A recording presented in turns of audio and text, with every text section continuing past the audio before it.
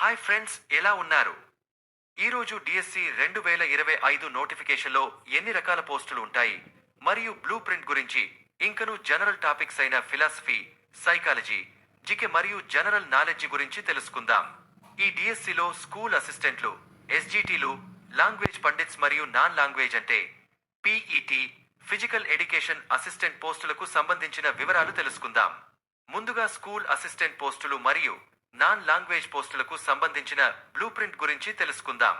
School అసిస్టెంట్లకు general knowledge మరియు current affairs కు 10 మార్కులు, పర్స్పెక్టివ్స్ ఇన్ ఎడ్యుకేషన్ 5 మార్కులు, క్లాస్ రూమ్ సైకాలజీ 5 మార్కులు, కంటెంట్ 40 మార్కులు, మెథడాలజీ 20 మార్కులకు అంటే మొత్తం 80 మార్కులు చొప్పున 160 ప్రశ్నలు వస్తాయి.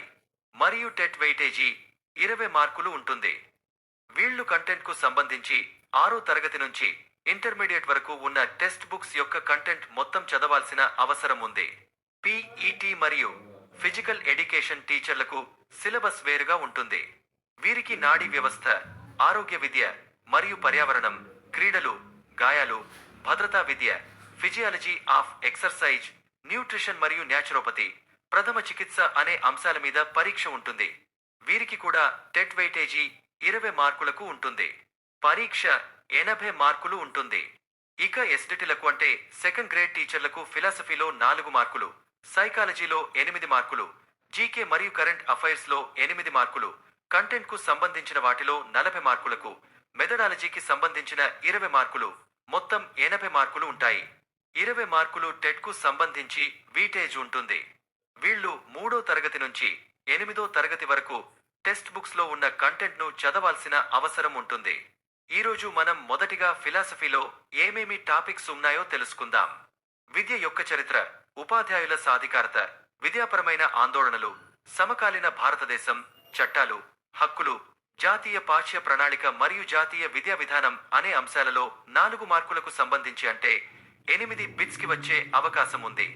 ఇవే కాకుండా టెక్స్ట్ బుక్ లో ఉన్న ప్రతి టాపిక్ లోని అంశాలను చదవాలి.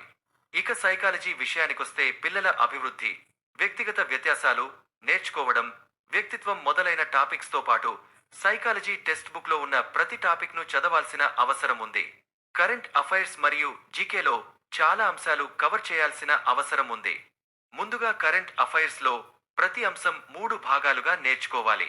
అవి రాష్ట్ర స్థాయిలో, జాతీయ స్థాయిలో, అంతర్జాతీయ స్థాయిలో విశ్లేషణ చేయవలసిన అవసరం ఉంటుంది. వీటిల్లో ముఖ్యంగా రాజకీయాలు, స్పోర్ట్స్, అవార్డ్స్, ఆవిష్కరణలు మొదలైన ఉంటాయి. ఇక జనరల్ నాలెడ్జ్ లో 3వ తరగతి నుంచి 10th క్లాస్ వరకు ఉన్న సోషల్ స్టడీస్ టెక్స్ట్ బుక్స్ ను చదివి మారిన అంశాలను పరిశీలించి అప్డేట్ గా ఉండాలి.